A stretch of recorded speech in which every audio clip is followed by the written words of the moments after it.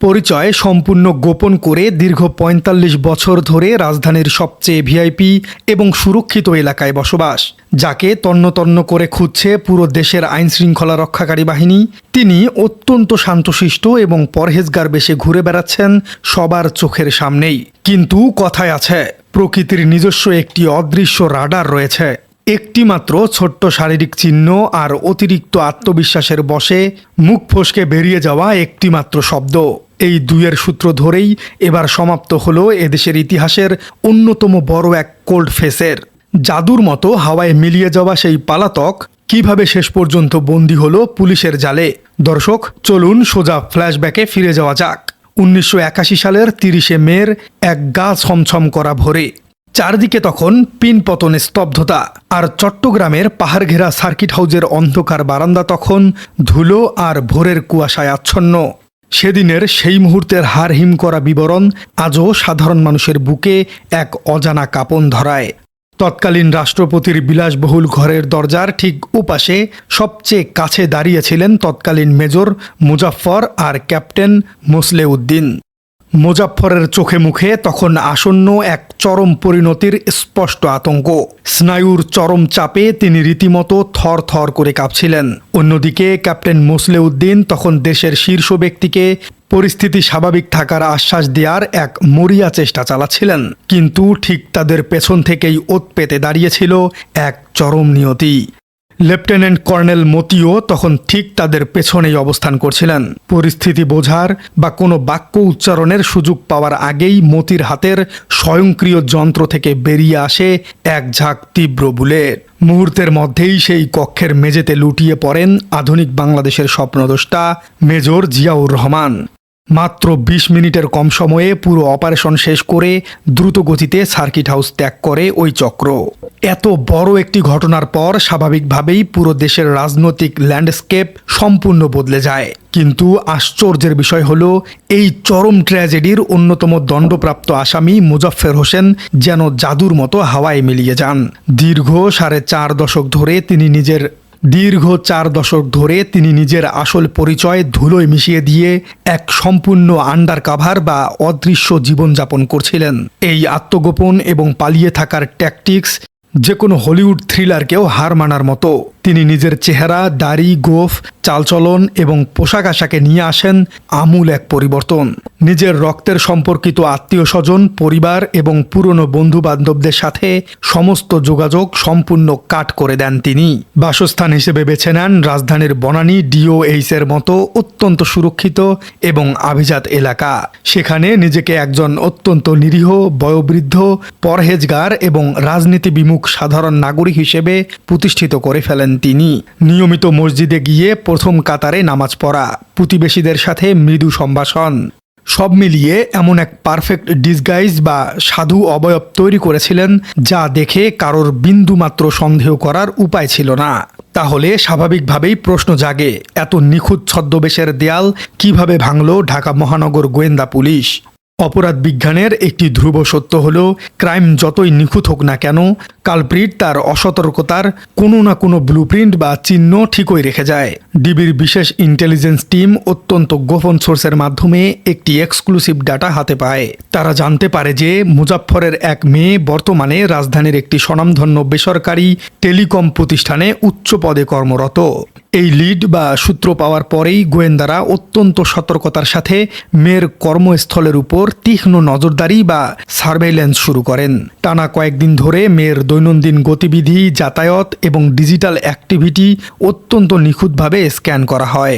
এই নিবিড় পর্যবেক্ষণের এক পর্যায়ে গোয়েন্দা DOHS এর একটি বহুতল বিলাসবহুল বাড়ির সন্ধান পান, যেখানে ওই নারী প্রায়ই যাতায়াত করতেন। টার্গেট লক করার পর ডিবি কর্মকর্তারা কোনো ধরনের তাড়াহুড়ো করেননি, কারণ একটু ওভার অ্যাকশন হলেই শিকার চিরতরে ফসকে যেতে পারত। তারা সিভিল ড্রেজে ছদ্মবেশে দূর থেকে বাড়িটির উপর সার্বক্ষণিক মনিটরিং করতে শুরু করেন। অত্যন্ত সতর্কতার সাথে তারা নিশ্চিত হতে চাচ্ছিলেন যে আসলেই সেখানে সেই হাই প্রোফাইল পালাতক আসামির উপস্থিতি রয়েছে। কারণ দীর্ঘ ৪৫ বছরে মানুষের চেহারায় ব্যাপক পরিবর্তন আসাটাই সায়েন্টিফিক্যালি স্বাভাবিক বিষয়। কিন্তু গোয়েন্দাদের আর্কাইভে বা পুরনো নথিতে মুজাফফরের একটি অত্যন্ত গুরুত্বপূর্ণ এবং জন্মগত শারীরিক বৈশিষ্ট্যের সুস্পষ্ট উল্লেখ ছিল, আর তা হল তার নাকের ঠিক নিচে থাকা একটি বিশেষ কালো আঁচিল বা তিল সদৃশ দাগ। এই একটিমাত্র জন্মগত আইডেন্টিফায়ার বা চিহ্নই ছিল গোয়েন্দাদের তুরুপের তাস। অবশেষে আসে সেই মহেন্দ্রক্ষণ। বুধবার গভীর রাতে ডিবি গোয়েন্দাদের একটি অত্যন্ত চৌকস টিম সাধারণ পোশাকে সেই বাড়ির সামনে গিয়ে পজিশন নেয়। পুরো এলাকা তখন রাতের নিস্তব্ধতায় মোড়ানো। কোনো হট্টগোল বা ফোর্স অ্যাপ্লাই না করেই গোয়েন্দারা অত্যন্ত সুকৌশলে বাসার কলিং বেল চাপেন। ভেতর থেকে দরজা খোলার সাথে সাথে গোয়েন্দারা অত্যন্ত স্বাভাবিক এবং প্রফেশনাল আচরণ করেন। তারা পরিবারের সদস্যদের কাছে মেয়ের নাম উল্লেখ করে জানতে চান তিনি বাসায় আছেন কিনা। এ সময় গোয়েন্দারা নিজেদের একটি বেসরকারি মোবাইল অপারেটর কোম্পানির প্রধান কার্যালয় থেকে আসা ঊর্ধ্বতন কর্মকর্তা হিসেবে পরিচয় দেন। মাঝরাতে অফিসের লোক বাসায় আসায় স্বাভাবিকভাবেই ঘরের ভেতর থাকা লোকজনের মনে কিছুটা কনফিউশন এবং প্রচণ্ড কৌতূহল তৈরি হয়। ঠিক তখনই সেই মোক্ষম মুহূর্তটি আসে। পরিস্থিতি সামাল দিতে ঘরের ভেতর থেকে এক বয়োবৃদ্ধ ব্যক্তি ধীর পায়ে দরজার সামনে এগিয়ে আসেন।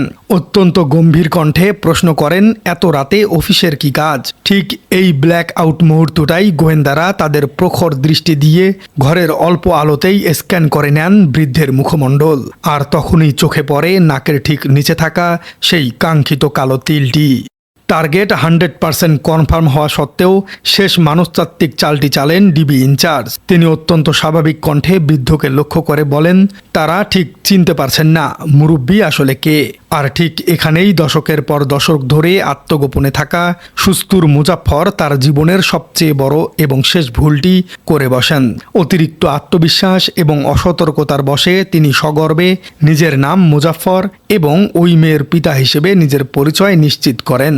এই একটিমাত্র কনফার্মেশন মুখ থেকে বের হবার সাথে সাথেই ডিবি কর্মকর্তাদের মুখে ফুটে ওঠে এক চিলতে বিজয়ের হাসি।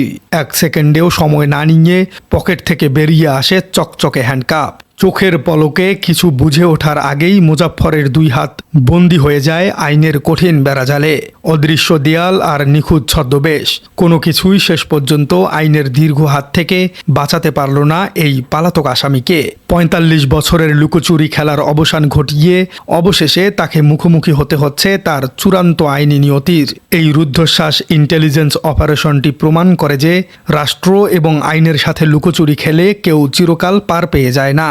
সময়ের কাঁটা ঘুরে ঠিকই একদিন বিচারের মুখোমুখি হতে হয়। সার্কিট হাউজের সেই বিলাসবহুল কক্ষে যে মর্মান্তিক ট্র্যাজেডির সূচনা হয়েছিল, আজ বনানী ডিওএইচএস এর সেই তার অন্যতম কারিগরের হাতে হাতকড়া পরানোর মধ্য দিয়ে সেই ইতিহাসের একটি বড় অধ্যায়ের আইনি সমাপ্তি ঘটতে চলেছে।